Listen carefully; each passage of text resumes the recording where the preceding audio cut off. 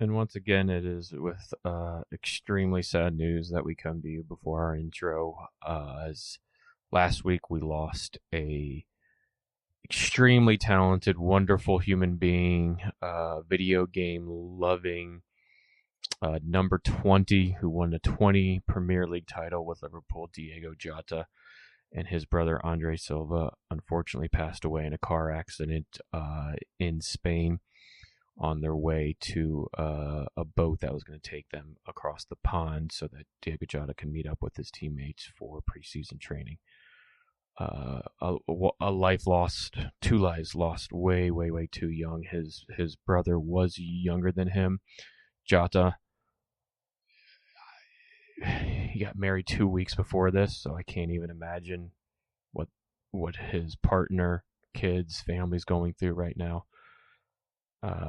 We stand with them, the families, friends, teammates, the team, and look forward to Liverpool honoring such a talented, just awesome player. I say this wearing a Man United kit, but would never, ever ask for this upon anybody, any player, any team, any fan. Just absolutely horrible. And he was one of my favorite players to watch for Liverpool. He was just such a poacher in front of goal. Life loss. Too young. I'll paraphrase something I saw shared on social media from an Arsenal fan. That was, I used to hate you coming to play us, and I would gladly take 1,000 of your goals against us to see you one more time. Absolutely.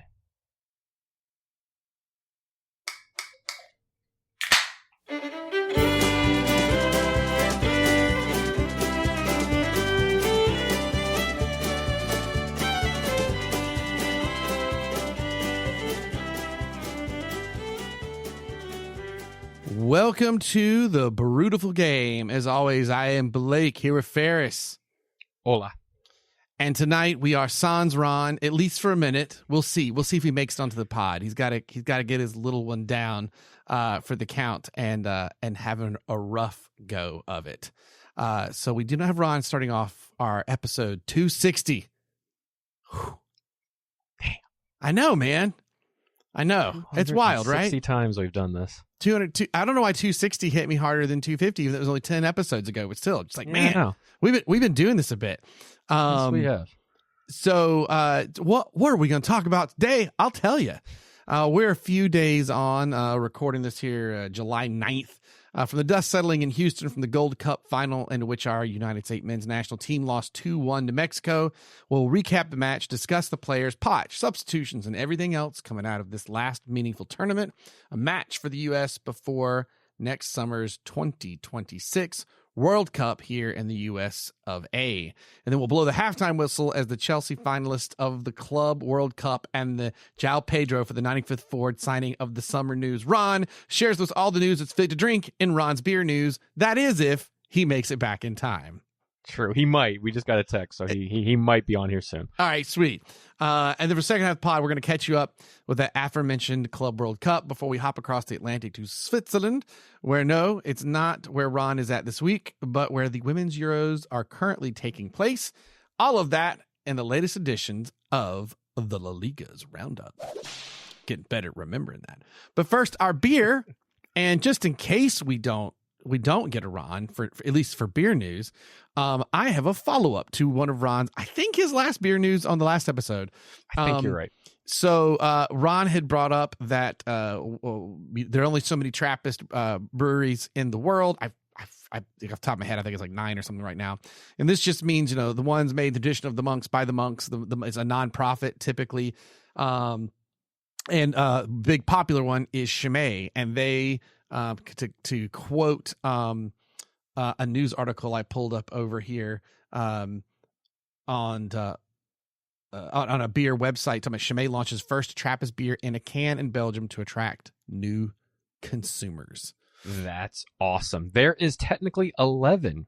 Is 11? Okay. that produce authentic Trappist beers and are recognized by the International Trappist Association. There's the one that you just said, and 4 others in Belgium, 2 in Netherlands, 1 in Australia, 1 in Italy, 1 in England. Used to be one official one in America, but they and closed. 1 in France. Yeah. So, and Ron kind of hit on this, so let's do it real quickly. But the iconic Notre Dame de Scoumont Abbey, in Belgium, where Chimay beer has been brewed for 175 years, surprised the market by launching the first Trappist beer in a can in Belgium. Decision seeks to modernize the traditional format and capture the attention of young people, especially those under 45. Right, so that's like the market thing. Now, what was cool was there are 2. The Doré, the Rouge, or sorry, there's 3. The Doré, the Rouge, and the Triple. I got the Triple, which is the 5 cents, which you see this fair. I mean, it's just that white label that you normally see on the bottle, but it's wrapped around the can. Yeah. And the 5 cents, just so we know what this is Chimay 5 cents. Has an appealing golden hue, majestically crowned by an imposing white head. Its smell immediately reveals the deep complexities of this beer. Its rich, fruity taste strikes a harmonious balance with floral notes and elegant nuances of spices, thanks to yeast with a strong character. A subtle smoky aroma with a hint of vanilla from a pleasant contrast with the sweet malt. Its flavor is just as sensational, with its velvety mouthfeel perfectly counterbalanced by just the right amount of bitterness from the hop. Orange peel and red apple deliver a refined aftertaste. I don't know who the monks have writing the English version of their beer write-up, but that's about the sexiest one I think we've had on here in some time. It is, man. So, as a bit of history, the Chimay 5 cents, I'm saying that wrong. It's Flemish. It's not even French, but dates back to 1966 because it was launched in a 75 centiliter bottle for the 500th anniversary of the Principality of Chimay in 1986. So that is why it's known as 5 cents, meaning 500. So that's where that comes from. So I'm pretty stoked to have this. We went into a I'll probably get it on the pod at some point. We found this new local brewery that makes this fun like pre-mixed cocktails that are like really kick butt, and the beer store down the street from us, if you've never been to Pennsylvania, it used to be the one you could buy beer at beer stores, so they still have these sort of these bottle shops, whatever. So I went in and we were just going to get that for like drinking by our neighbor's pool, and I went, well, let me just take a quick walk around the little the European section, and then these 6-packs were sitting up there, or 4-packs, I guess, and I was like, wait, and when I went to the counter, guys like, whoa, were you excited to see this? We only have these because we have a regular here that asked for a special order. So he already got a case, so we got like 2 more just in case. Yeah. That's awesome. And so now I'm like, wait a minute. This is literally 0.3 miles from my house. Like I could go walk to this place. So I need to find out who that dude is.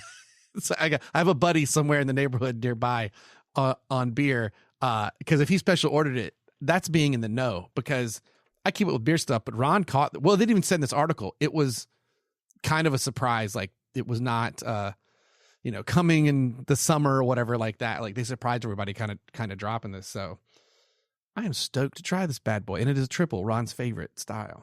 Heck yeah, man. I am far less boring, but nonetheless, it is a good beer.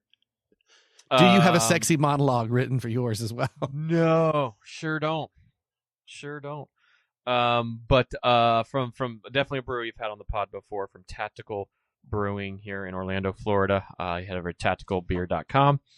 I am having one of their series is called a Hop Culture, and this one is Hop Culture Veterans Blend. Oh, sweet.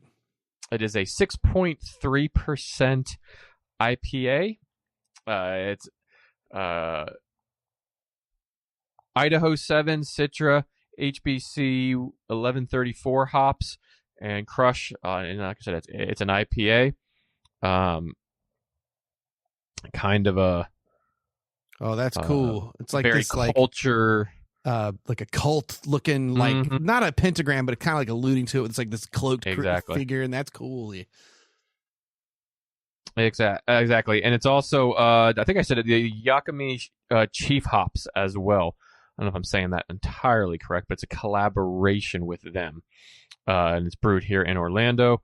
Keep cold, drink fresh. I did have it on 4th of July. I might have even put it on our Untapped already. but had it there, enjoying a nice beverage with some folks. Knew one of the bartenders, so got into some good chats. But excited to have this one again, and I might have to go grab a glass real quick. But I'm gonna tell you, my 4th of July was awesome. This big farm, like I don't. They do like horse riding, all this stuff. It was huge, super nice.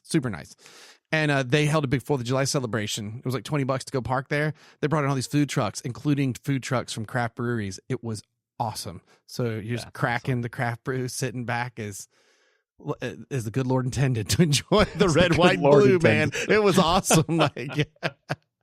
Shall we crack these open? All right, man. Absolutely.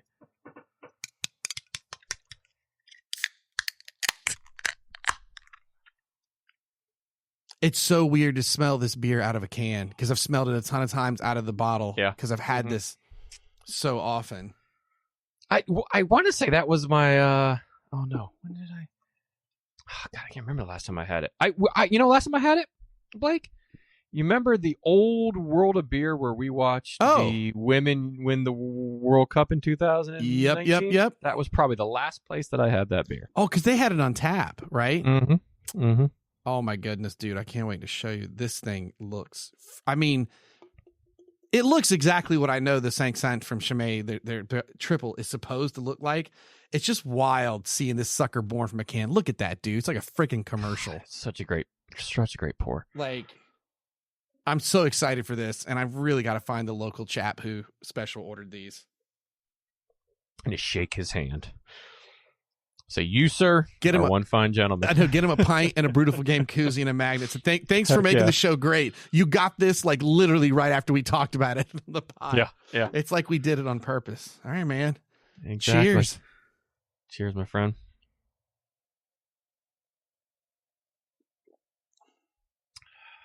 Now, look, you still got to bring something to pour it into. You can't drink it out of the can like a Neanderthal because that's a great glass that you have there too.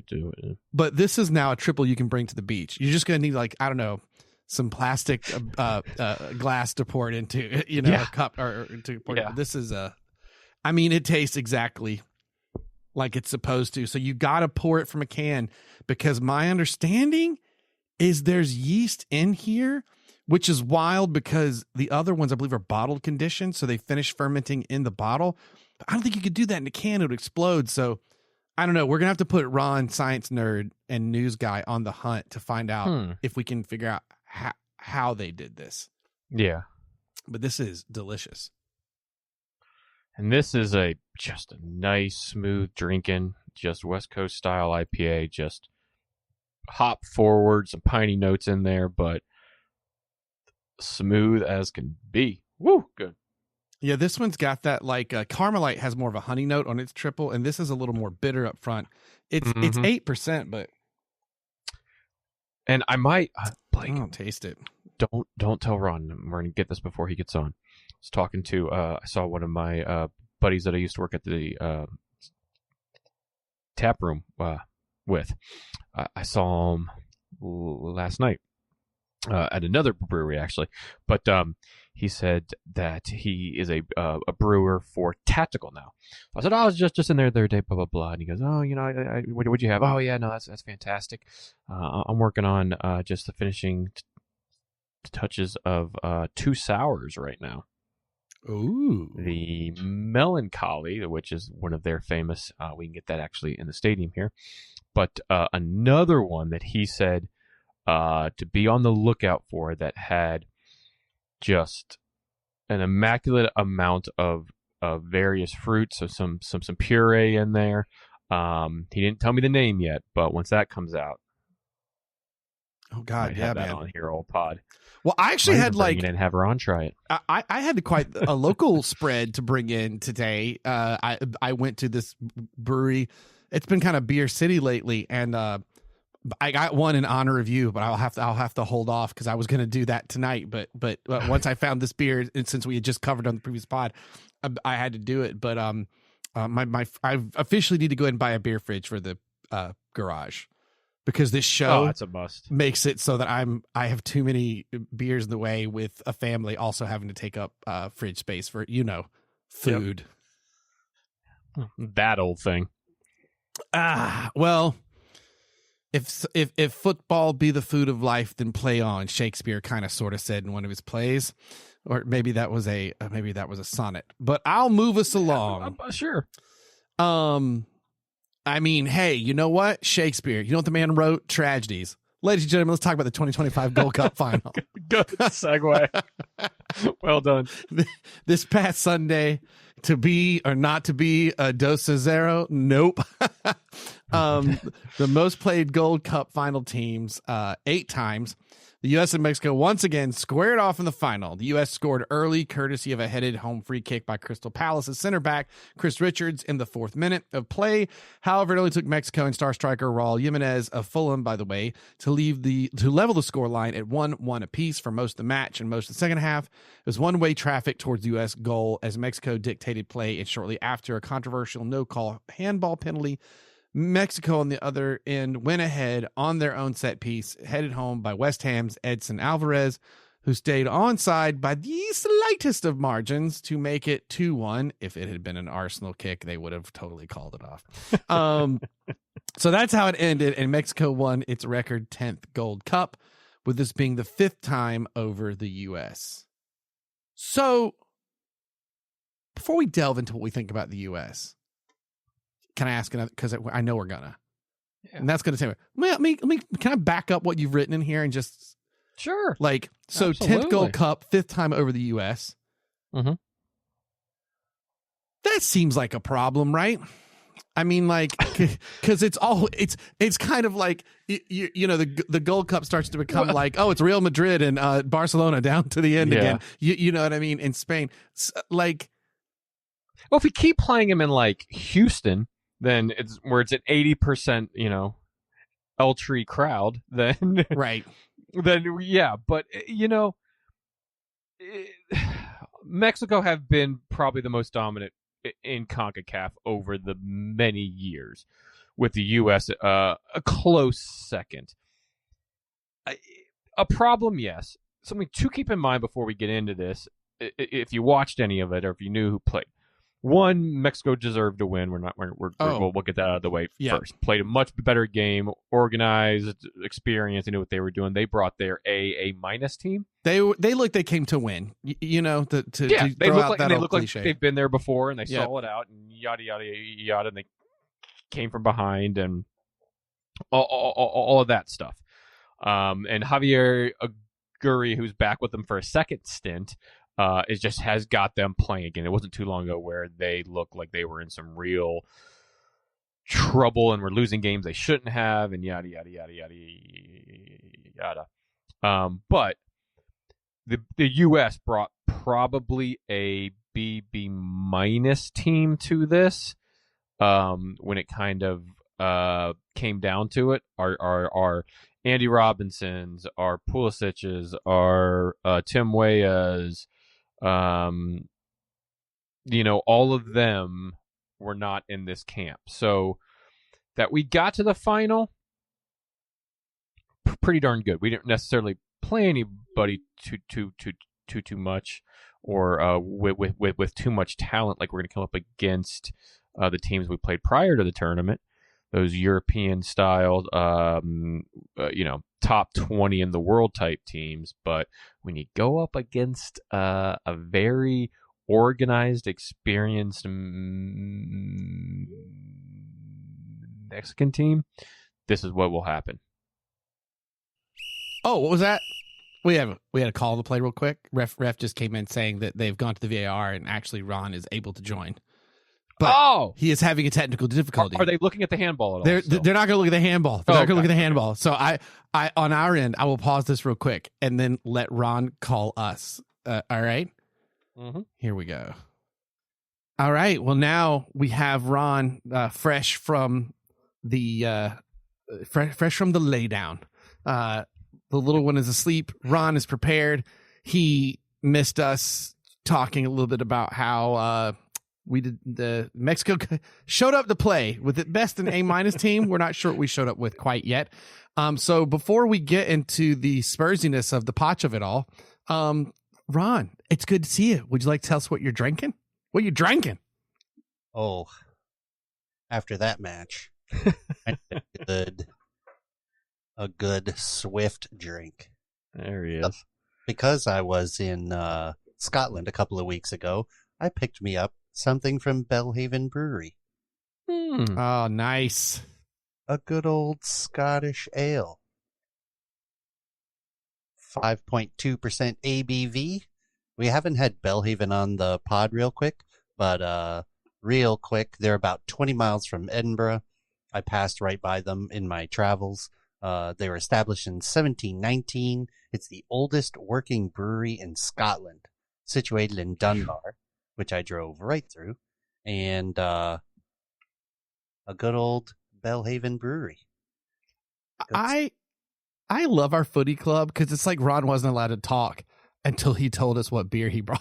Yeah, it's like no, that it's like the secret knock. Yes, I didn't intend for it to come out that way, but well, what's your beer? That's totally what you. Now, if you want to join us, would you bring? Uh-huh. And the next pod we do, Ferris, you and I have to do together because I have quite an interesting Scottish ale for that one. Ooh. Well, Ron, while you're pouring that bad boy, check it, dude. Here is the St. Set's Trappist beer in a can. Oh, like we talked about in beer news last time. Yep, 11.2. Exactly. Yep, you got a good shout out at the intro of this pod. 11.2 ounce beer. As I told Ferris, it's cool because you had just talked about this and it was a surprise. When I found this at the beer store a couple days ago, the guy's like, "Oh, were you stoked to see this? We only have this because one of our regulars special ordered it, so we got a couple extra cases to see if anyone else would be down for it." And I was like, "Wow, I want to meet that chap. I want to know who this other person is floating around in the neighborhood." Good beer. So, all right, well, a nice creamy Scottish ale. Cheers, Solange. Oh my gosh. So good. I love Scottish red ales. Look at that. Oh. Look at that sucker. Heck yeah. It's purty. Well, okay. Did we talk about Alexi Lawless's dumb hat yet? Not yet. Not yet. It's funny you mentioned it. But hey, we're talking about 80% L Tree crowd there in Houston. But we did not get to the cowboy hat yet. So by all means, go off, my friend. If I had a brewery that made crazy can art, that is a beer I would launch. Absolutely. And you know what? He would probably come and he would drink it and enjoy it. Yeah, without a doubt. There's somewhere, was it with you, Blake, or was it with Ron, where we have an Alexi Lawless signed Brewtiful Game koozie that Phil and I got at the All-Star game a few years ago. Oh, I have. Yes. Yeah. Because it was in the old studio. Yeah, man. Yeah, despite what you may think of him or his antics or the things that he says, very nice guy when you know. Yeah, I love giving him crap because that hat was like 14 times. Oh, give him all the crap in the world because that's what his career is giving crap. So like, all right. So I said this the other day, and let me know if you guys agree with it. And the person looked at me and went, "Oh my God, you might be right." He is a white Stephen A. Smith for soccer. I mean, that's not. Except I want to get a beer with Stephen A. Smith, and I'm not sure. I absolutely don't. I disagree with you on that. Yeah? Like, make your money. He's great. He's good for the network. Sign that like $100 million deal. Great. Will be way better than all of us doing this podcast from our home and having beer. Great. Right. I get it. I get it. I'm not the biggest fan of Stephen A. Smith because he just screams all the time. It's screaming A. Smith. But he comes out with these hot takes and these points about LeBron. It's always LeBron or Dallas, right?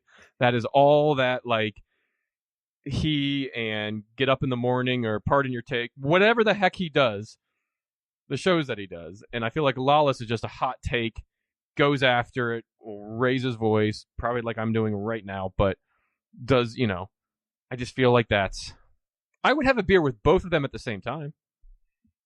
I mean, just sit there quietly.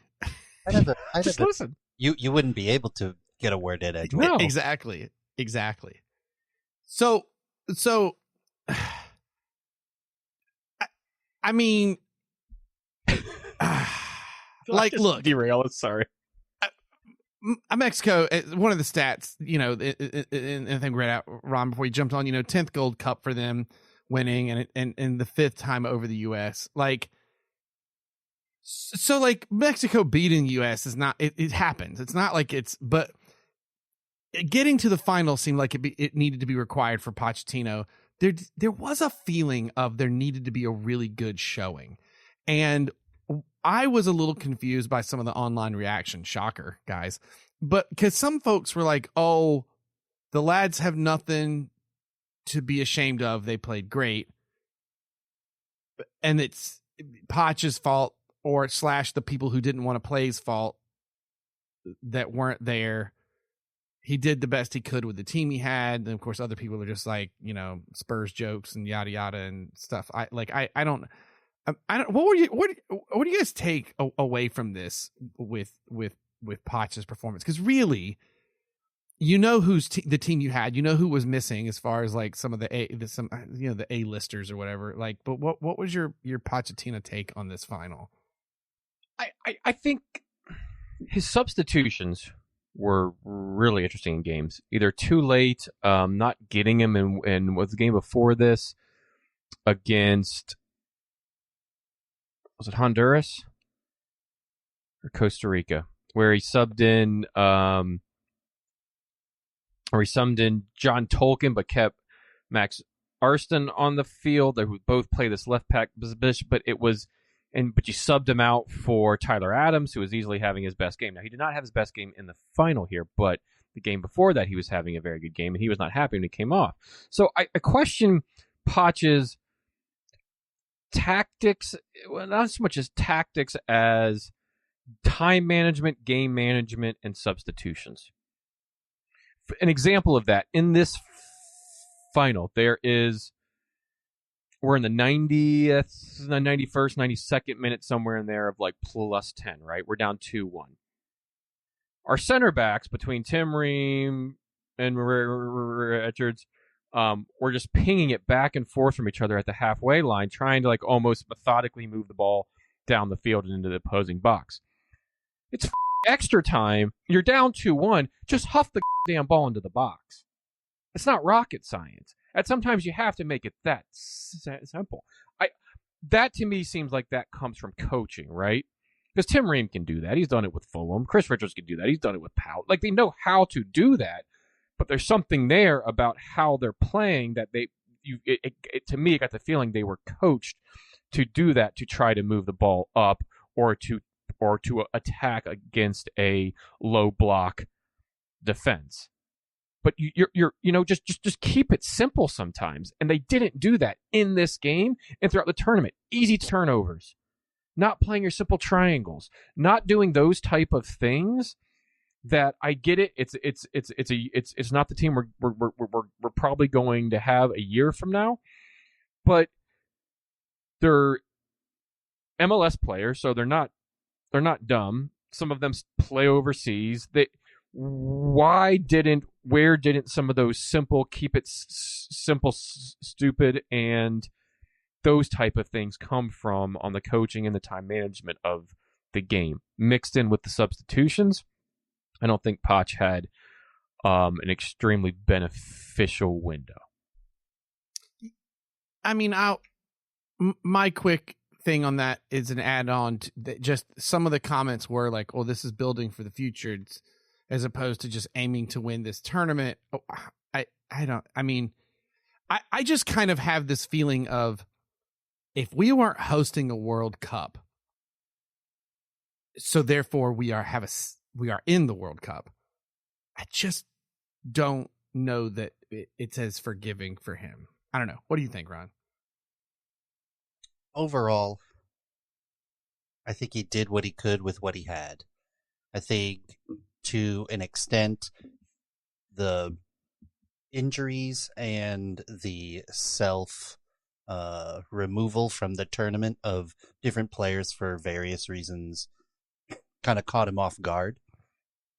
And so now he's putting together whatever he can with what he has, which is still, I would argue, still an unknown quantity for him.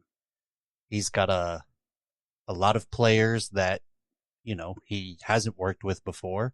Remember, he's not all that experienced with the U.S. team still and the various assets that U.S. soccer can provide him. So I think he's putting together the best thing he can with the best of what he has while he's figuring out what the best, formation and who to play where. And I think he's still figuring that out. So in some ways, I cut him a bit of slack because that's no easy undertaking. So I give him a bit of credit. I give him a lot of credit for getting as far as he did with the team that he has, creating an identity. You could tell that the players grew together inside the tournament, right? So they showed good improvement game to game on a lot of things, with the exception of the final, in my opinion. In the final, they looked tired against Mexico's team. They also, in my opinion, I wouldn't say it was a complete capitulation, but I think they rolled over a little too easily, respected Mexico a little too much, and didn't put up as good a fight as they did in other matches. But overall, I give everybody a lot of credit because this was all an unknown quantity. They were written off by the majority of the commentators and pundits, and they made a good run of it. I mean, I'm proud of them for doing as much as they did. Winning would have, of course, been great, but I don't think that was best for us in the long run. We don't have any more competitive tournaments before the World Cup. Or games. Yeah, everything's friendlies. So the pressure's on. And I think the identity that the team made, now the Christian Pulisic's and the Weston McKennies and all those people who were not playing in this tournament now have the job of coming into this team and fitting in, as opposed to the team kind of being made around them. And so I think that's probably a good thing. And the reason I think that is because when we had all of those great players in the last few tournaments, we didn't produce very much, which led to the fan base asking, do these players even care? So I think this was all good. It's okay, in my opinion, that they didn't win, because I don't want them to have an overinflated sense of self, an overinflated sense of how good the team is. I want them working hard throughout the next, 10 months, so that when they get to the World Cup, they're hungry, they're starving for it. Not, oh well, we were good. We just threw this team together with the new manager and we're good. So I don't know. I get why people are on both sides of the fence, but I think, hey, what more could you ask for from a basically a cobbled together team with a relatively new manager? I mean, they made it to the final, right? What more could you ask aside from a win? But I honestly don't think that it was good for us in the long run to win this title. Yeah, and I get your point there. And, the glass half full, that's definitely, that side. And I certainly hope that's the case. It's not that they didn't play with heart, that they didn't play tough, that they didn't give all they had for the guys that were there. I think lack of experience from a lot of these players definitely shown, especially there in the final and even the game before that, where, going back to the time management side of things, you were up 2-0 against Honduras. You were cruising. Then you came out in the second half and just, it's like we won the game. It's like you thought you won the game. Everybody knows the 2-0 leads, just that it's just sitting there for you, right? It was that. It was against, it was with the same thing with Costa Rica. Yeah, you come back, you get back in the game, you let in the late goal, you win in pens, that sort of thing, get through.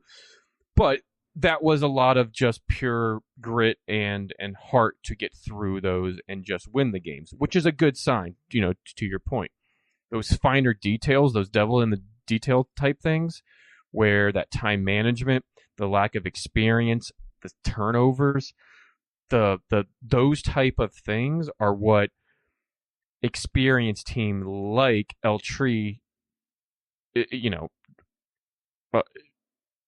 is not going to do. And they are going, they just kind of said, and they're like, okay, if you can beat us, great. But right now you're turning the ball over. We can pick out every lane. We can pick out every passing lane. We know where you're playing it. It made it almost easy for them. So we pressure it a little bit. You're going to make a pass that is going to get turned over. You're going to make an errant pass or that sort of thing. So I think that experience and time management for me were the two biggest things. Add on poor substitutions at times. Now you can look at the bench and say who all was necessarily there, but when you're putting in a John Tolkien, which I don't understand the fascination with him and him coming in to sub in each of the knockout games, it just doesn't make any sense to me. But coming in for Max Arston, who is a better left wing than he is a left back, the man can't play a lick of defense to save his life. And keeping them both on while pulling out Tyler Adams, as I was talking about earlier, it's just you scratch your head. Like, what was the point of that? And that comes down to Poch, so. Yeah, I get it. I also, he doesn't know anybody. He doesn't know what they can do, what they can't do. I mean, he's got an idea, mostly from scouting reports. Why aren't he's watched them? Why don't the A-star players want to play right now? Because I know Pulisic's like thinking about wanting to rest and recovery after a grueling schedule at AC Milan. That's fine. But I bet if AC Milan was in this FIFA Cup World Cup for millions of dollars, he'd be there.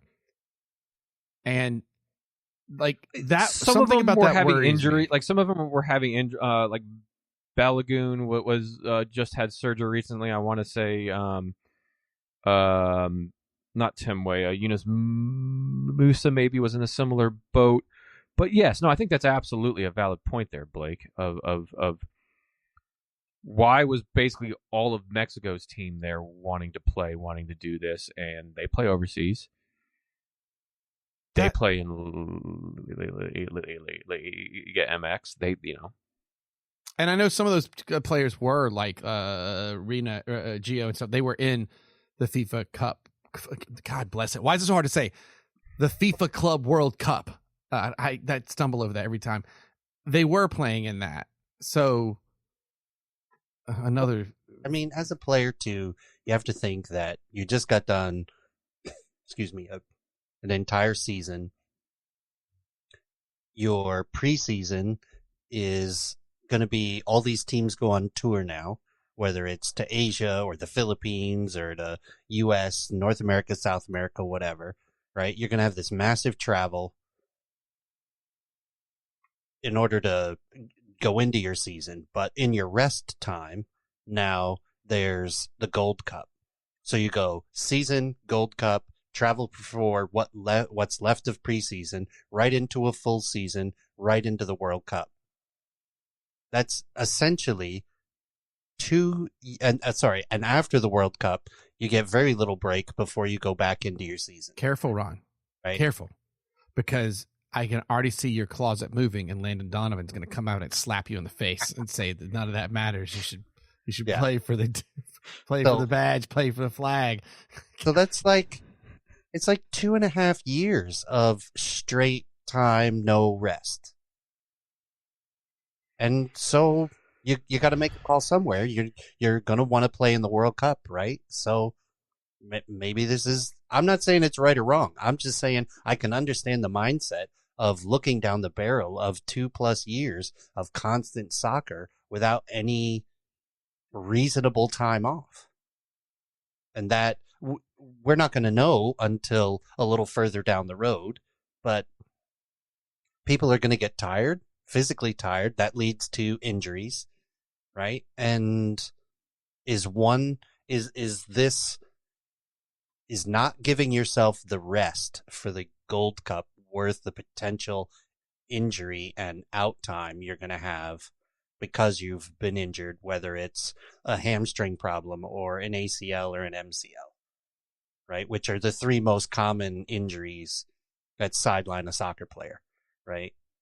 So I don't know that it's right or wrong, but I totally get someone looking down the barrel of 2+ years of soccer going, I need some time off.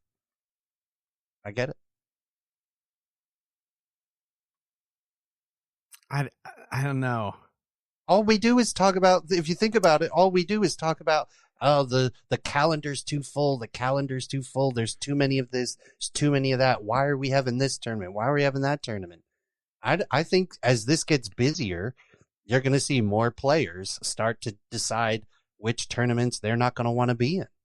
And I think that's totally fair. Or the rules all have to change, and they have to allow the teams to have bigger squads so they can rotate all these players. I think you're European and other countries. I think the players are more excited to play for their national teams, though. They grow up dreaming of it.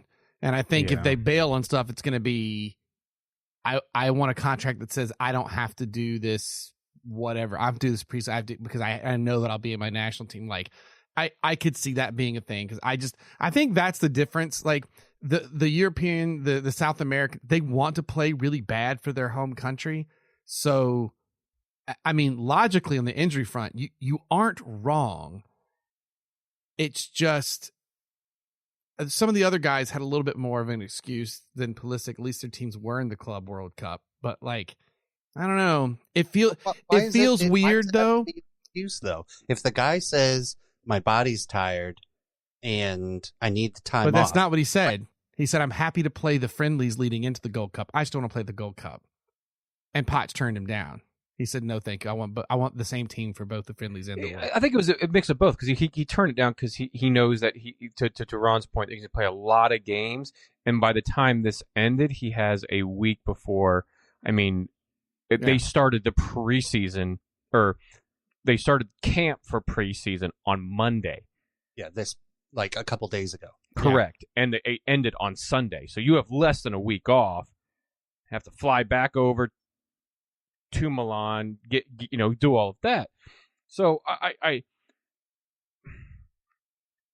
get it. It's just the timing's terrible, right? We're less than a year out from the World Cup, and you want to see what a full U.S. men's national team roster can do. 2 years out, and I don't feel this way. I agree with you on that. I think it's right? The year. Yeah. So I think that has something to do with it, and it can absolutely come to bite us in the butt because sitting and trying to rest is one thing, but you saw what happened in the Club World Cup with who was the Bayern player and the PSG goalie that broke Musiala. A freaking thing that can happen, and now you're out for a year. So you just sat out for this, and now you're saving yourself, but it's unpredictable, right? You could roll an ankle. You could do a number of things between now and then playing for your club team. So I get it, and I don't. You don't want the wear and tear on your, on your body and your legs and that sort of thing. But I think it's the timing of it all, and knowing that this was here, knowing that it's happening here in the States, which the Gold Cup normally does because we have the infrastructure to do it, yada yada yada. But knowing that it's the last meaningful games also plays into it. Because now and then we've already qualified. We're playing, these teams here and there that are just friendlies that we might see the full teams for now again. But now people are going to go, oh, great. They just, 1-2-1 over a team that we might play in the World Cup. That's a lower European team, but it's a friendly match. So what did that team really care? Yeah, and it's going to be all about integrating these players in. There just seems, I think part of it is the conversation that Potch is saying in the news in regards to it. There just isn't this like, oh yeah, it's a good idea to, he's got a tight schedule. He should, I mean, I don't know what he can say, but it doesn't seem like he's cool with it. I'll put it that way. There seems to be a lot of like, yep, nope, no, we're just doing this. Like, and I think that's what worries me is I'm not sure what's going on with some of those players, particularly Pulisic in this instance, and Potch. I'm just not sure. I can't tell if he's got those guys or not. Not that I think Berhalter did. necessarily, but I mean, you would just think they'd be like, oh, hell yeah, I want to play for Mauricio Pochettino. This dude's done some stuff, right? You know, I don't know. Well, he did. Pulisic's already played for Poch at Chelsea. Oh, that's true. That's true. Forget about that. Oh my God, I forgot he was at Chelsea during that time. Yeah, Poch was. Yeah, jeez Louise.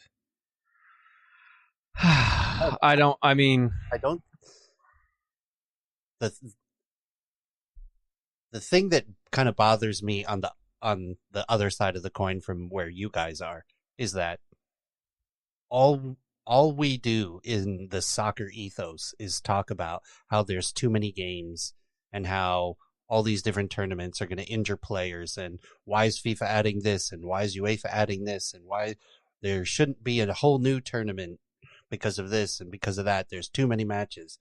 And then when somebody stands up for themselves and says, I'm going to take the time and rest, we get mad at them. It makes no sense to me. Even us on this pod talk about how players get no rest. Mm-hmm. So now we're saying, well, because the timing didn't suit us, we're upset that you took time off. I think that's pretty unfair, to be honest. I think it's the mentality that worries me. Those other national teams, those players want to play on those. They want to play so bad. They have to be told, you can't do this. Go rest. I think that's what worries me. Because again, it's not like Poch is like, hey. I told them like this schedule's crazy. They, you know what I think that's the part that we're like Klopp would. He'd be like, hey, this is nuts. Our schedule's crazy. Klopp said that crap all the time, you know. But Poch isn't saying anything about that.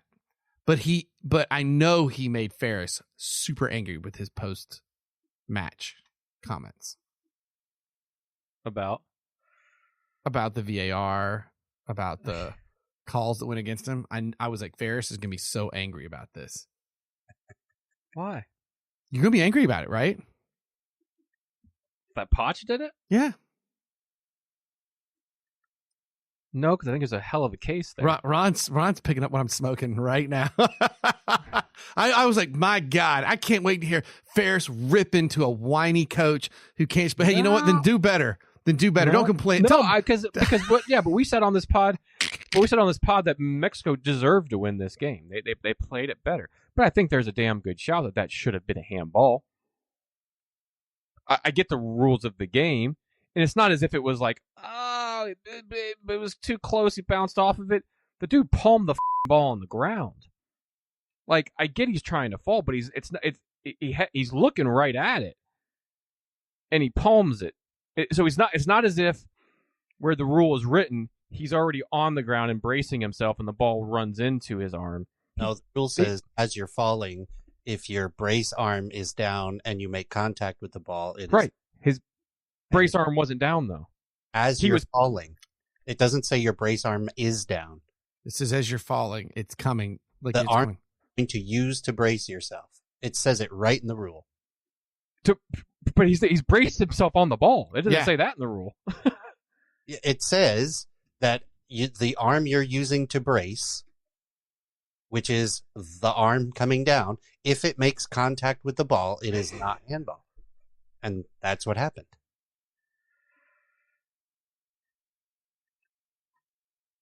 That's what I mean. I didn't know palming the ball is anywhere in there.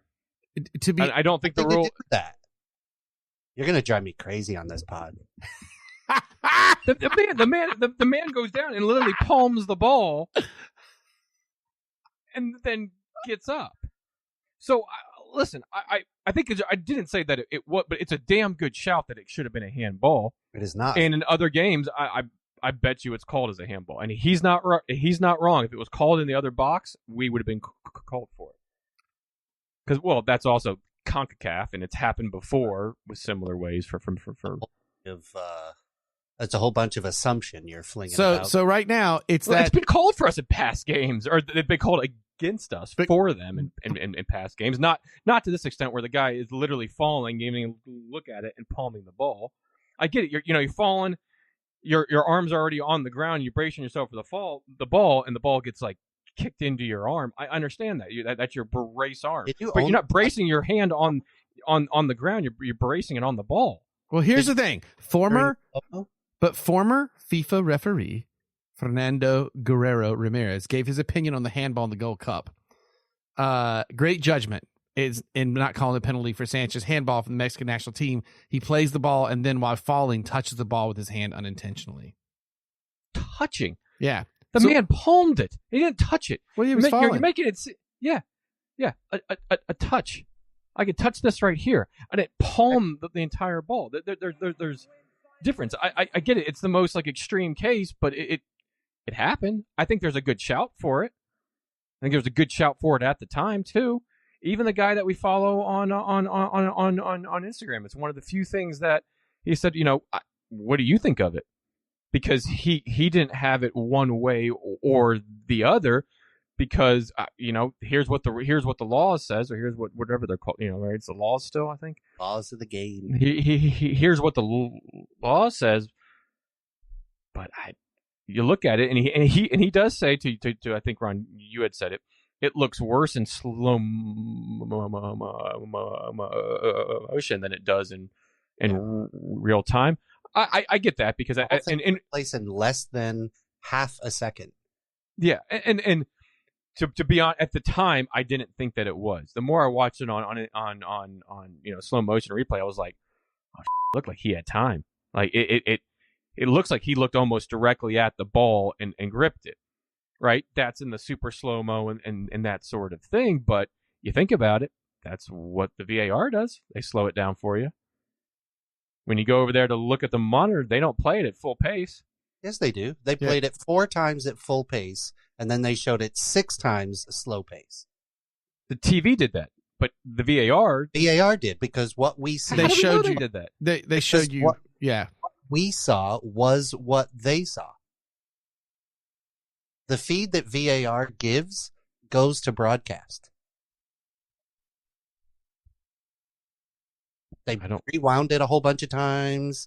They did a whole bunch of stuff. But it wasn't being VAR'd though. That VAR it feed, did get VAR. No, there was no VAR challenge. No, there was no VAR challenge on that. Just because they didn't tell the ref to go to the monitor doesn't mean VAR isn't looking at it. No, I understand that, but the feed, the pause of play to then show that was from what I remember watching the game was not done. It's not as if he paused the game, put his hand to his ear, and did that. Play just continued on. So play continued on, and the next stoppage of play, they showed you what VAR was looking at the time. And they didn't feel the need to overturn or have it looked at. Or stop play at all. Because there wasn't that, like, hold on. Hold that ball there for a sec. So first, VAR, if they're going to watch it back. I understand that. I just don't remember seeing the feed that VAR is seeing doing that. It's the feed that Fox was showing. That was the next stoppage of play. So I can't remember if the ball went out. I can't remember where it was, but they said this is what VAR looked at, and they showed it 4 times in normal speed, 6 times in slow-mo speed, rewinding it, kind of scrubbing it back and forth to show you. To be implying that had it been called a handball, VAR may have called for a check and overturned it to not be a handball. Anyway, I believe that it was not a handball. It is in the rules of the game. I understand. The whole thing takes place in less than half a second. It was fine. I bet you that handball scenario occurs sometime throughout some league in this season, and it's called a pen. I bet you that right now. A similar type way. I don't know, man. I mean, by letter of the law. The law's stupid. Anywhere, all right, let me ask this. Anywhere else on the field? That is a different conversation. If you don't like the law, that's not 100%. It's just stupid law. But anywhere else on the field is that called? No. Not if he's fallen on it. Apparently, I mean, like to the letter of the law. I'm just saying. You went to something with the law and the law won. You can't. That's what happened there. Amazing. This was so good. It made me happy. I'm glad you joined in for that, Ron. I like seeing your face when you knew what I was doing. As soon as I started asking, as soon as I saw that, I was like, I can't wait for the next pod. Well, oh goodness, the refs come in and said it's a second halftime. We had a whistle call earlier to get Ron on the pod, and now it's time. There's the heat advisory break. Yeah, there you go. It's the heat advisory break. As we now turn this over to Ron's beer news for all the news is fit to drink. Gentlemen, you praised me last time for having beer news that was uplifting. I'm drinking it right now. I'm uplifting it right now to my mouth.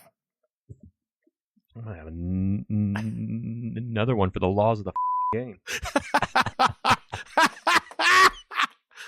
I think I just found the title for this episode. Gentlemen, I cannot give you an uplifting story here. So, remember the Anchor Steam saga, gentlemen? Oh, yeah. We've been following it pretty, I've been following it pretty closely and reporting. Anchor Steam closes because they're basically in debt and they're having a hard time in the craft brewery bubble breaking. And so they close, and their owner, which is the Sapporo company, is going to essentially sell off all their assets, liquidate the company, and move on. Not the pizza place in the mall, correct? Right? We established that on that pod. Fair enough. Sapporo, not Sparrow. Just making sure that hasn't changed at all. That's fair. So then people come in and they save the company, the employee-owned company, and they decide we're going to get it back to its former glory. Everybody's happy. And now on July 7th, we find out that that's not quite the case as to what's happening. Remember the founder of Chobani Yogurt purchased Anchor Brewing recipe brand intellectual property from Sapporo and promised to, quote, bring Anchor back the right way. And so there was a lot of hope that the brewery would get a second chance at life in its home in San Francisco. But now, 2 years after the public statements, those plans are paused. Despite a promise to restore Anchor Steam Brewing Company's production facility and return to brewing operations in San Francisco, where it began in 1896, the media team of the Chobani-owned company recently told the San Francisco Standard that they have, quote, no intention of reopening the original brewery or reestablishing a physical tap room in the city. Little kind of feels like a bait and switch. Yeah, that does. That's definitely not what was implied. Instead, the beer will now be brewed by a contract brewery outside of San Francisco so that the brand can live on. All those people will still be out of work. Now, there's some thought of one of the challenges for bringing that facility back was that it was an old facility. It was likely grandfathered into old codes and allowed to continue to operate. But now that it's new ownership, it had been shut down. In order to get it back, you're going to have to update everything. And that's probably a cost they didn't want to deal with. So, I mean, why don't you just start over? You knew that going in, right? Like, that's why you bought it all. So everything, Anchor Steam and Liberty Ale are going to be contracted to contract brewers, and we're going to be able to essentially start buying it here pretty soon. The California Common, as it's known, is brewed at a very different style than what you would normally think, including open-topped fermenting vessels, right? So this is quite a bit different than, your standard lagers and things like that. So is a contract brewer going to do all that? Or are they just kind of fudge it to get it out the door? Right. I mean, or even if they do the thing, it's, are they going to spend the money to actually do it that way? It's probably not, to be honest. It's going to be a pale imitation.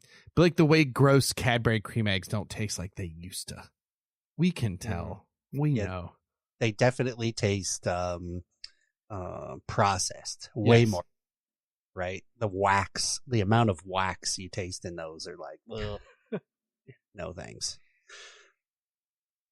So another thought that people are saying, Anchor's halted comeback underscores a larger shift in the U.S. craft beer industry, which is facing massive declining sales, brewery closures, rising costs. And in 2024, more than 500 craft breweries shut down, according to the Brewers Association. So even legacy brands like Anchor, which they are credited with jumpstarting the modern craft beer movement in the U.S., are there going to be that many people drinking it? No, I mean, you'd have Probably to. not. I mean, you maybe could do some sort of batch release but I don't know. That's really gonna do much. Yeah. So not all the greatest news. We were really, I don't know. I think the brewing industry as a whole were really kind of hoping it would come back, right, to help springboard things and give people maybe a bit of hope. But we're circling the drain on that one, gentlemen. Yes, we are. Yes. So Anchor Steam, start in the next couple of months, start looking for it at your, and Liberty Ale. Those are their two most popular, but start looking for those at your Total Wines and all your different beer distributors, and give them a taste for yourself. Let's see if we feel like they taste like they used to or not. That, my friends, is all that's fit to drink right now. Kind of depressing.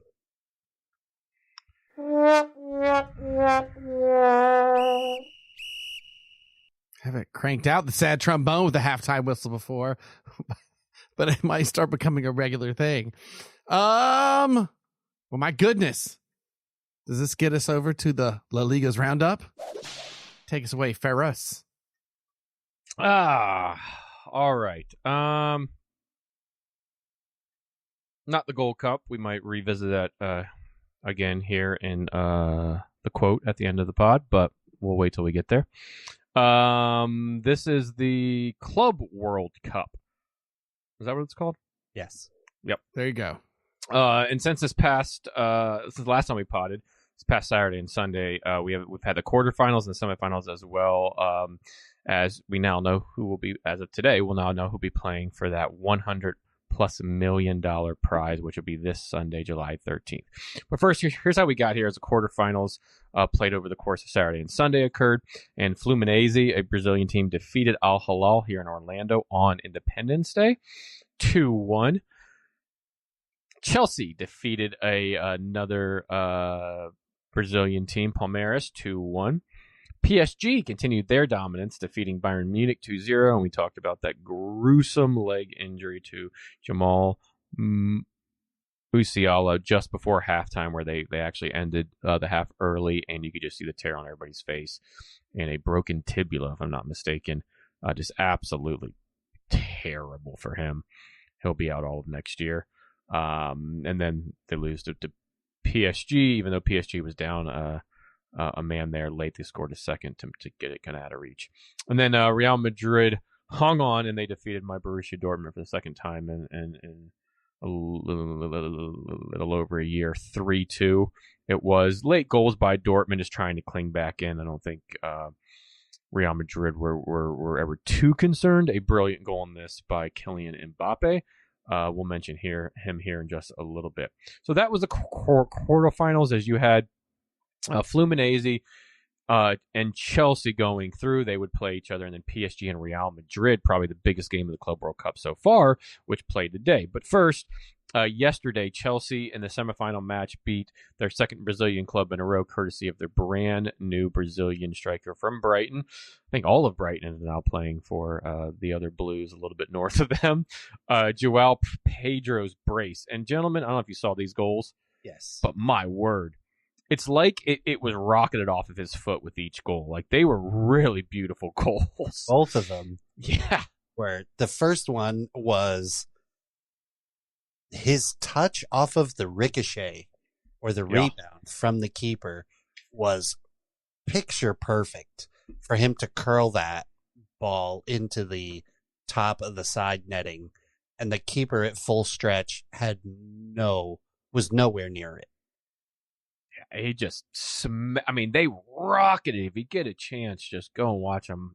He did not celebrate in each of these goals, though. And I'm going to pour my second beer in honor of those goals, I guess, because they're good. But because he had once played for the Brazilian side of Fluminense. So his boyhood club. That's right. But two just great goals there. And he got his first start for Chelsea, as he was only signed a few weeks back, but Delap was out on yellow card accumulation or something like that. Yep. So he was not available in this one. So that's why he got the start. And then just today, I didn't get to watch any of it. I was watching a little bit of the women's Euros at work. Had it on my other screen. We'll get to here in a second. But PSG's dominance in 2025 is just crazy, as they just today beat Real Madrid. Yes, that Real Madrid, not a Real Madrid from Australia or Brazil, or the real Real Madrid. 4-0, gentlemen. All over them. 4-0. With And 2 goals in the first 10 minutes of play. A second goal by Fabian Ruiz, who scored the first one in the 24th, and then a sealer in the 87th by substitute Gonzalo Ramos. As former captain Kylian Mbappe and his Real Madrid squad got absolutely embarrassed, just like the Jets do in MetLife Stadium. Well done. A good shout there. Brilliant. But I mean, in fairness, Chelsea was on the easier side of the bracket. Well, they're going to come up against a team now. We're going to see what exactly they're made of. As it looks like PSG. We'll see. But Ron, what's your score prediction there? How do you think your Blues are going to do against PSG? A 3-1 loss. Okay. Yeah. Are you confident in that? You don't think there's any sort of like last ditch? Maybe you get 1-1 and in pens or something. No, I don't. We're not there yet. We still got a lot of. And like you said, we had the easier side of the bracket. We weren't really tested, in my opinion. The game we lost in the group stage versus Flamengo. Yes. Yeah. Was more us than Flamengo being good. Sure. So while I think we have a good attacking core and a good midfield, I don't think that we have done anything in the off-season windows, June or the now summer transfer window, to help bolster our defense. And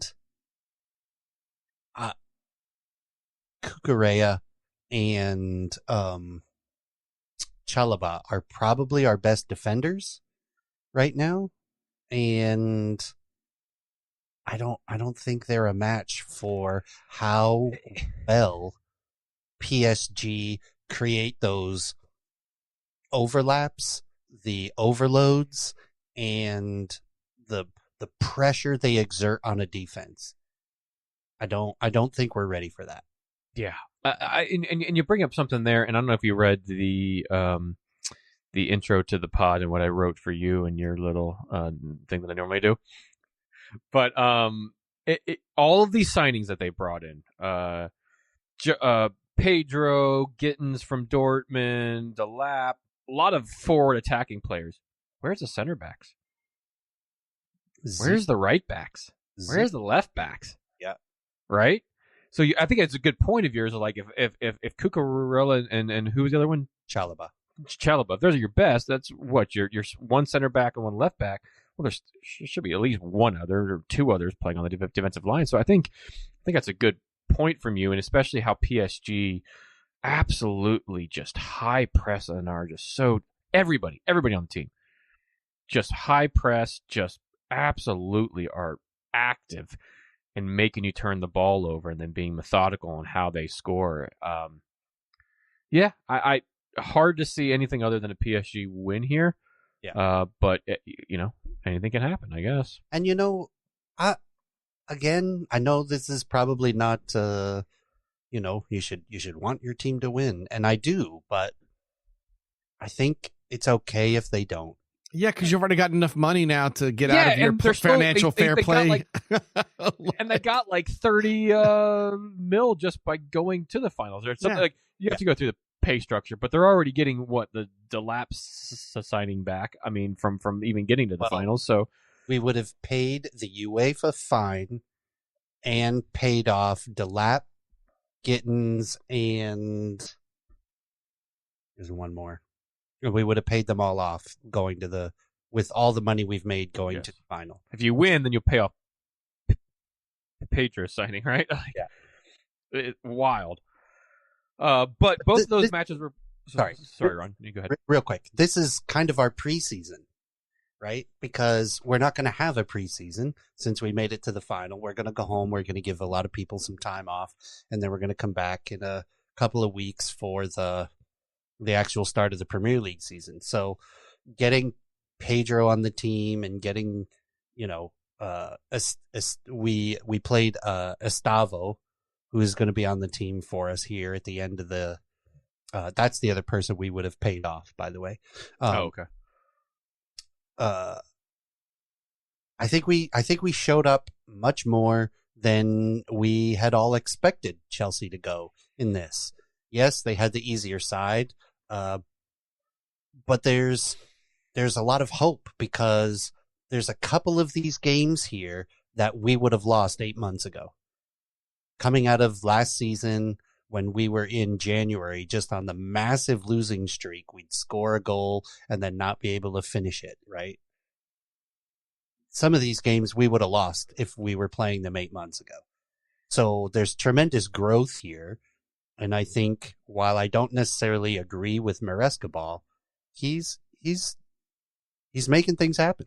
I was going to ask you, do you think he lasts the season? Do you think he's the right coach to get this squad to not just fourth in the Premier League, but to win the Premier League and or advance far in the Champions League? I know you won the Europa Conference League, but to advance into knockout stages and even further into the semifinals or so of the Champions League.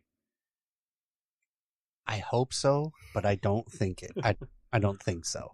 Only because no one has ever seen a Maresca second year. It's fair. Right? I think you said that a few weeks back, too, yeah. Yeah, no one's seen. I think he's doing well, right? What he's doing, the improvements he's making on the team, how they're playing, right?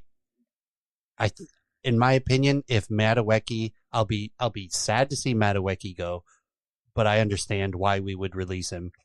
And I will hold a ticker tape parade on the next pod following Jackson's release because damn it, I hope Arsenal sign both Nicholas Jackson and Mattawaki.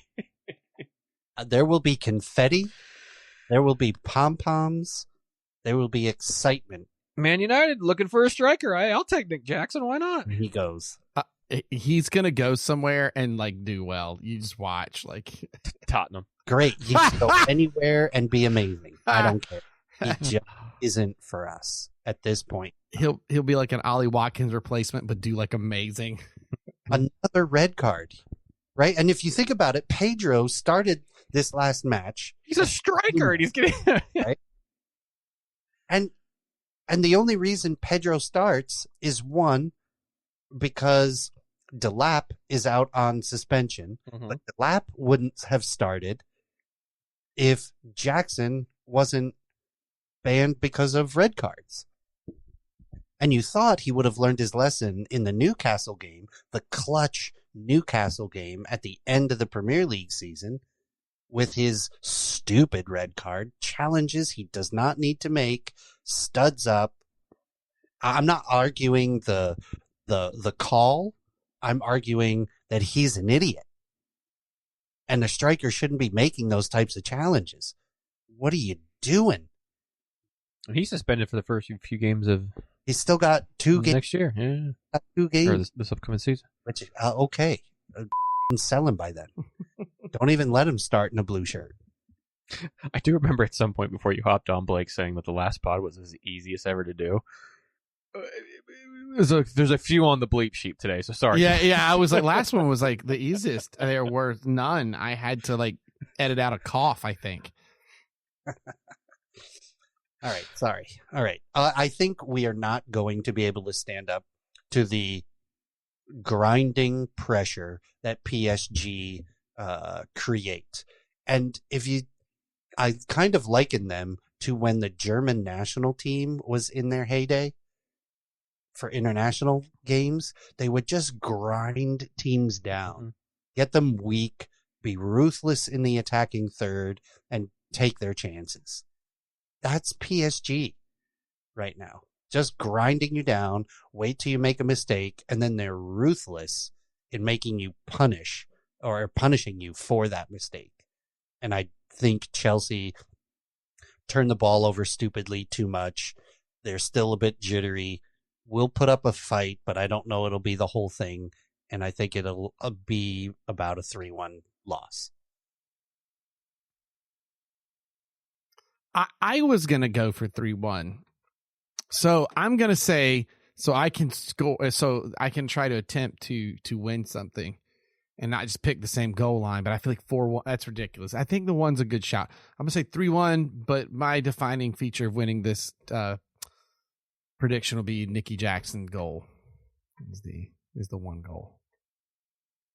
And so then that makes them not want to sell him, and Ron's got to put him in for another season. I'll take 2-0 PSG.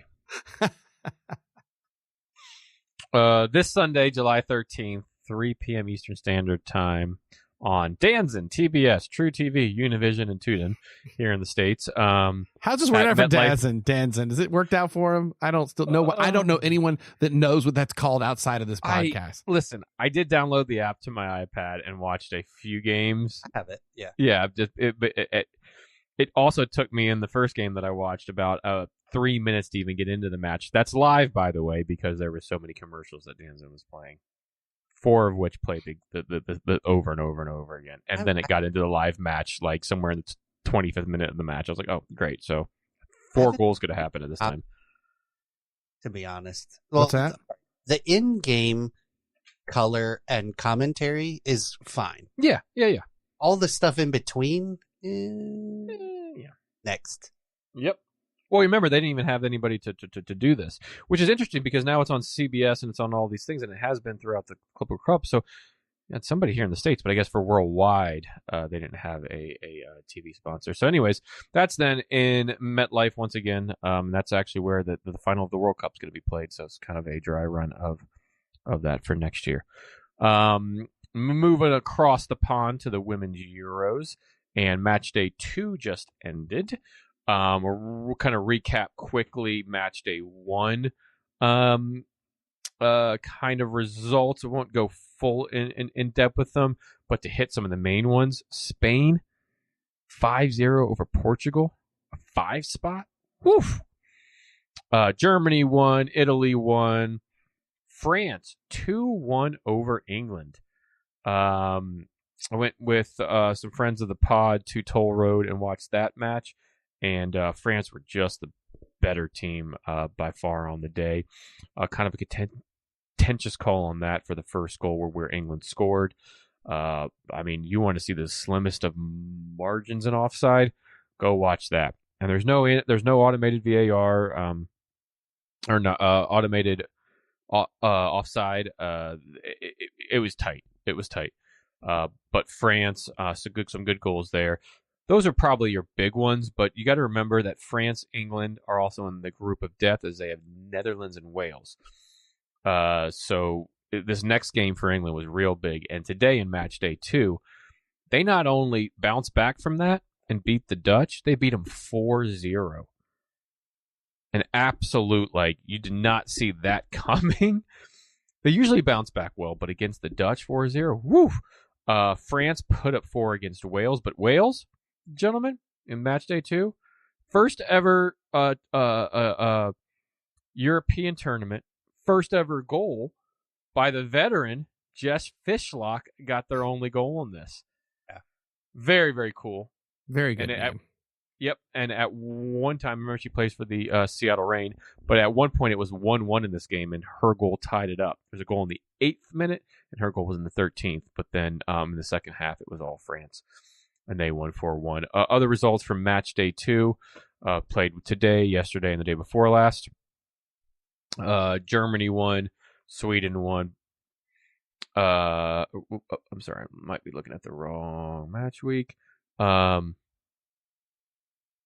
Germany did win. Sweden did win. Italy and Portugal 1-1. Spain said, you know what? We can put up 5 against a team. Let's put up 6. 6-2 against Belgium. I mean, in 2 games, they've scored 11 goals. 11.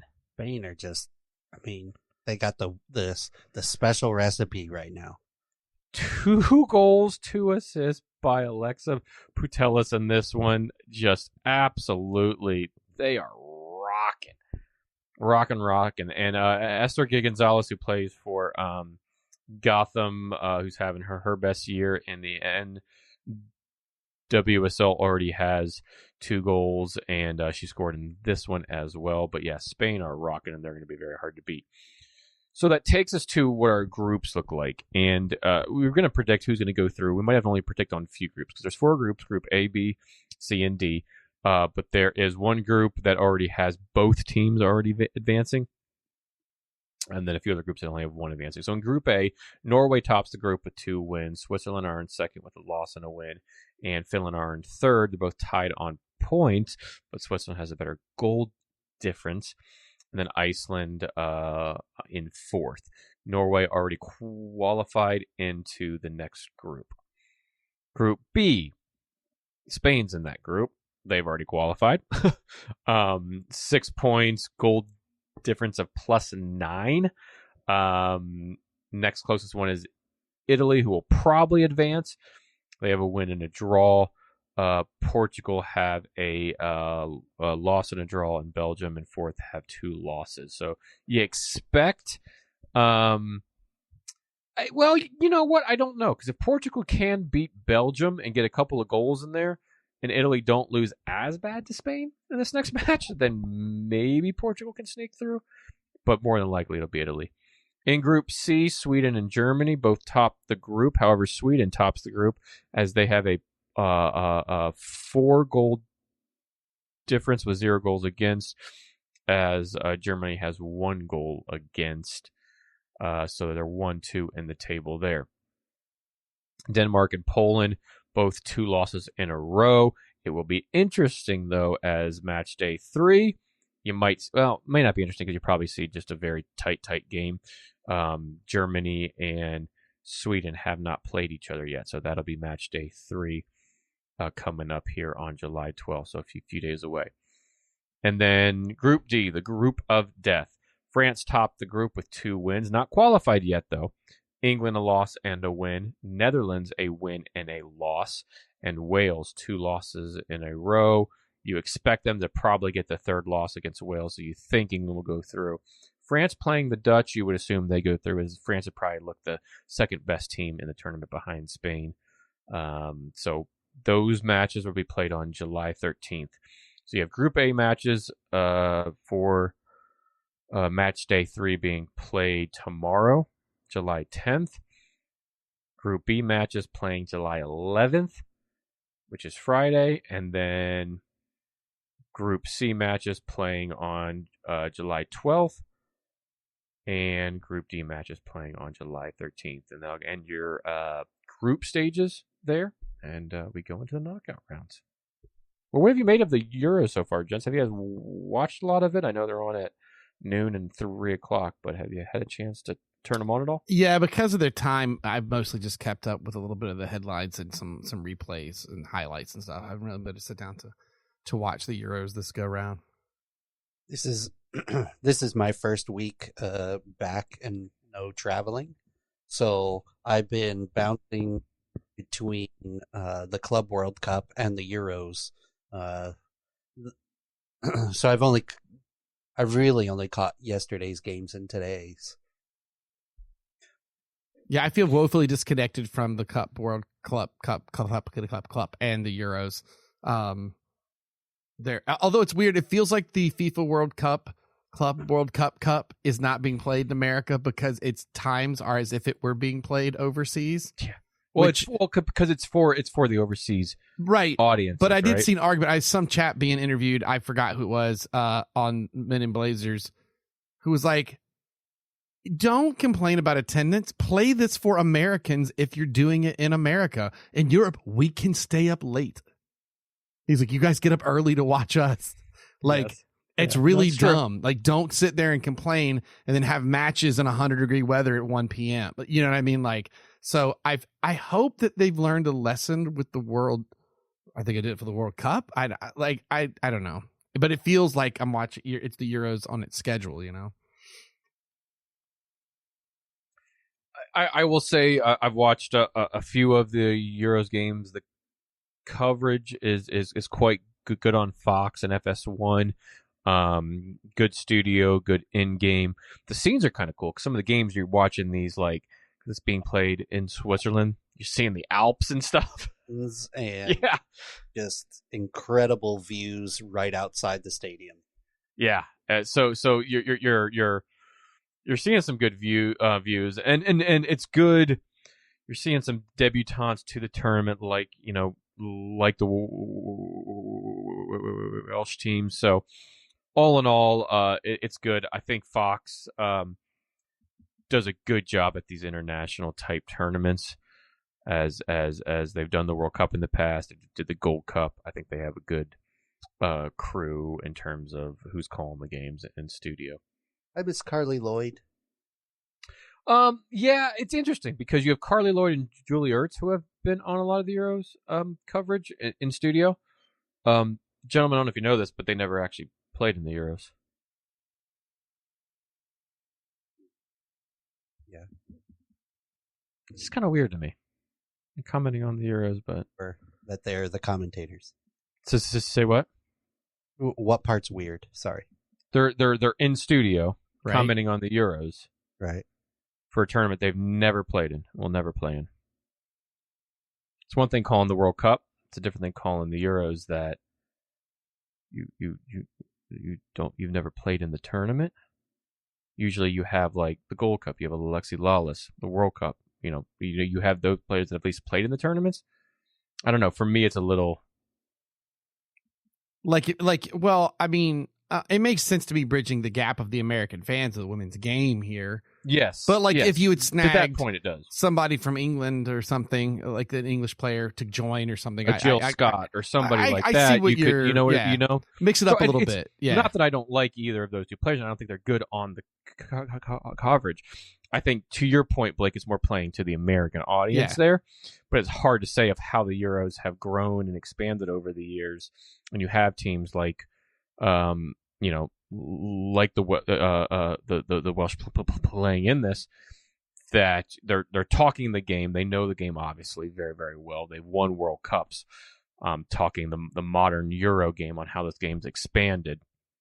I think's a little, you maybe could have found some others, but I know that they've signed deals with Fox and that sort of thing to be on these type of games prior to. And be on a lot of the international soccer tournaments they have, whether they're men or the women's games. So, but all in all, it's very good. If you could get a chance, certainly turn that on a Saturday or Sunday or a day that you're off, or if you can have it on at work. Games are noon and 3 p.m. through the group stages, and we'll continue a little bit into the knockout games, but you'll see games at the same times going into those.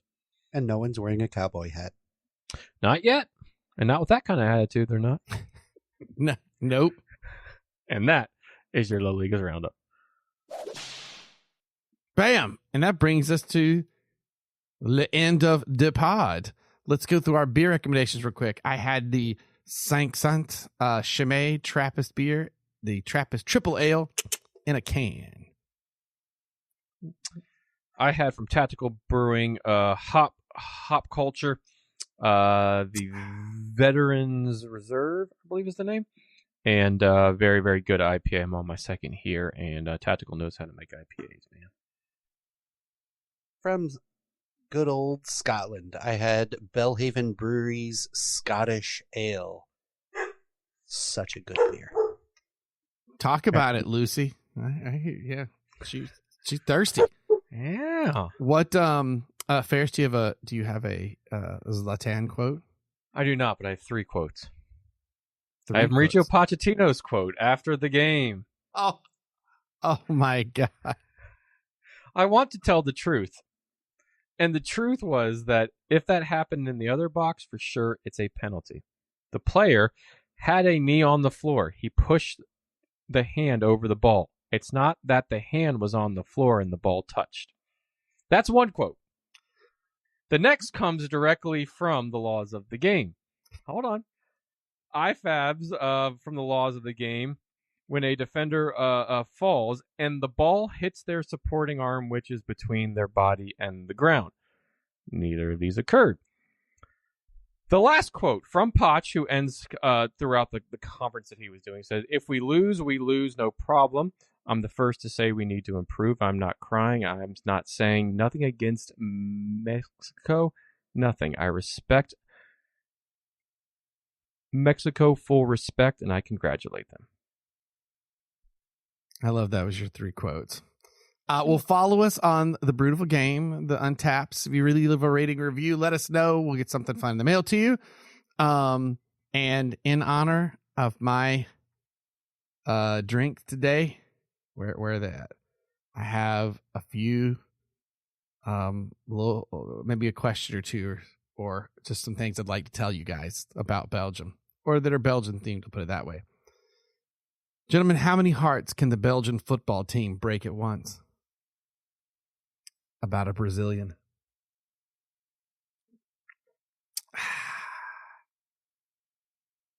I like this one, but it's a deep cut for beer. Sour beer has been found to improve the health of northern Belgians. This definitively proves that what's good for the Goose is as good for the Flanders. That's a nerdy beer joke. That's a nerdy right. cut. Like that is a nerdy deep cut. Like that's so nerdy. I really love it. Let's see. Here's the last one for you, gentlemen. I have to tell you it's bad news, but someone has just beat me with a map of Belgium. Now I'm all covered in Bruges. And there we go, ladies and gentlemen. Love the beer, cherish the game, the Brewtiful Game.